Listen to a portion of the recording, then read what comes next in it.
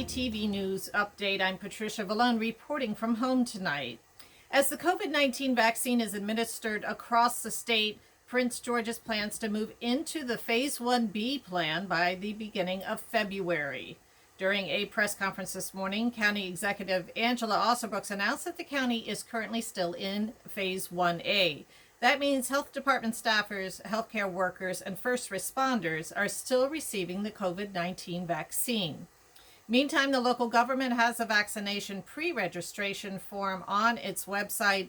It's set up for primary care physicians and other medical professionals. Also, Brooks says that the county is planning to scale up its vaccine distribution in the next couple of weeks. And we believe that it will take us about a month to get through the first round of dosing.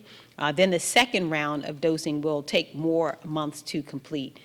So this process is going to take us some time. We are not only here, but we know that this will take time across the nation.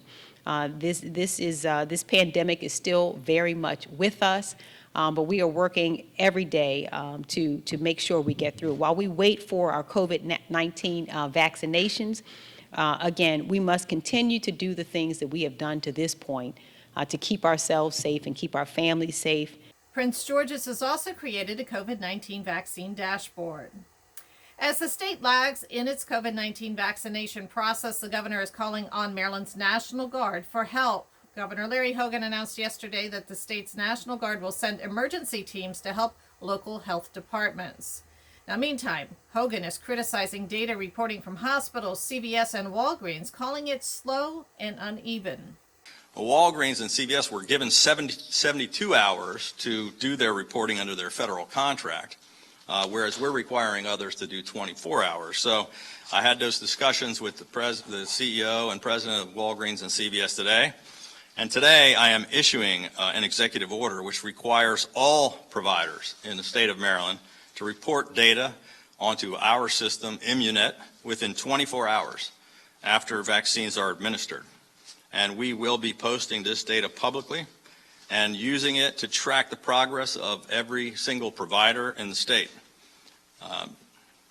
The Maryland Department of Health is also issuing an order today which states that any facility which has not administered at least 75% of their total first dose allocation may have their future allocations reduced until they can prove their ability to meet capacity requirements. COVID-19 numbers in Maryland continue to increase. The state health department today reports 47 deaths over the last 24 hours. The agency also reports nearly 3,200 new virus cases. More than 292,000 Marylanders have been infected with the coronavirus. And Prince George's police are investigating a deadly hit and run early this morning. It happened at about 4:30 a.m. near Allentown and Suitland Roads near Joint Base Andrews. Police who were investigating the incident found a man lying in the road. He was pronounced dead at the scene. Anyone who may have information on the case is asked to contact police. All eyes are on the nation's capital today as a usually routine joint session of Congress to count the electoral votes is expected to be chaotic. Large crowds of Trump supporters who are looking to overthrow the election have gathered near the White House for a Save America March rally. Among them, a large group of white supremacists known as the Proud Boys. President Trump told the crowd this morning that if Vice President Mike Pence does the right thing and rejects the count and allows states to recertify their votes, that he, Trump, would stay in office. Pence openly defied the president at the beginning of the joint session, saying Congress cannot defy the will of the people. The session could go deep into the night. And you are watching CTV News. I'm Patricia Vallone. We'll be back with more in just a moment. Comptroller Peter Franz show extends tax deadlines and quarterly estimated income taxes for certain Maryland businesses until April 15th.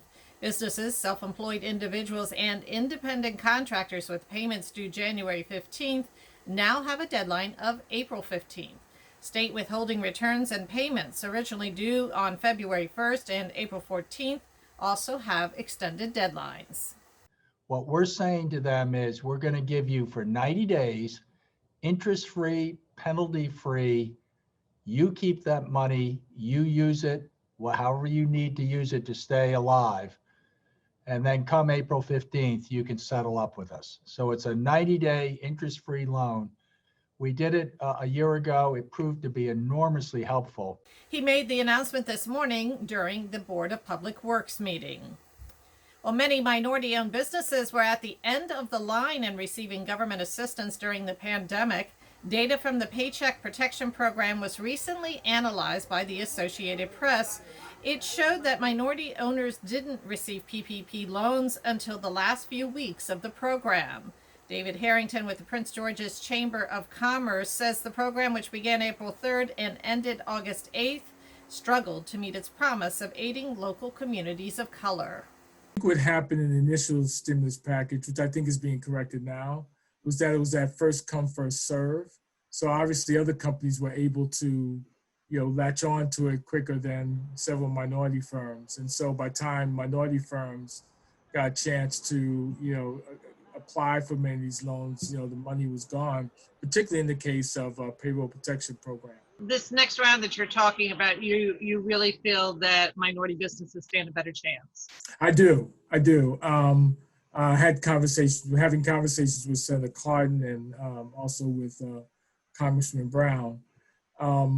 They've set aside even monies for minority businesses, so that it's not just one big pot as it was before, nor is it going to be first come, first serve. They're going to really look at, and they, meaning SBA and banks, are really going to then have set asides for minority businesses so that they can have full access to these dollars. If your business needs assistance in applying for coronavirus relief, you can contact the Prince George's Chamber of Commerce at pgcoc.org. A bill aimed at closing health disparities becomes law and honors the medical contributions of Henrietta Lacks. President Trump signed the Henrietta Lacks Enhancing Cancer Research Act into law on Tuesday. The measure requires the Government Accountability Office to complete a study on barriers to participating in federally funded cancer trials. In particular, it focuses on populations underrepresented in trials. Lacks died of cancer in the 1950s. Her cells were used for groundbreaking medical research without her family's permission. The Greenbelt City Council distances itself from disparaging comments about a Maryland lawmaker made by the town's mayor. 28-year-old Colin Bird recently called on Delegate Jazz Lewis to resign. He posted a 6-page document on Facebook criticizing Lewis and others for not holding a special session to address the pandemic. City council members recently wrote a letter to Lewis disavowing and disassociating themselves from the comments and saying that they don't represent an official position of the city of Greenbelt. Prince George's police are one step closer to solving a murder. A Landover man has been arrested in connection with the November homicide. 54-year-old Troy Hemphill has been charged with first and second degree murder in the death of 40-year-old Martin Sutton of D.C. Sutton was killed on November 13th in the 2100 block of Brooks Drive. Investigators say the two men had mutual acquaintances but did not know each other. Hemphill is being held without bond. Artworks Now and Pizza Paradiso are lending a helping hand during the pandemic. Both companies, located in Hyattsville, are giving away free pizzas and coloring sheets tomorrow at 11:30 a.m. to help residents. It will be contactless. They plan to help the community as long as there is a need. Every Thursday, Pizza Paradiso and Artworks, as well as other partnering organizations and council members, we're offering free pizza to the community. It's really focused in on people who might be experiencing some food insecurity and ways to allow them to get a meal, and a meal that's healthy for them. And that is your CTV News Update. I'm Patricia Valone. Have a great evening. Yeah, it's so sad.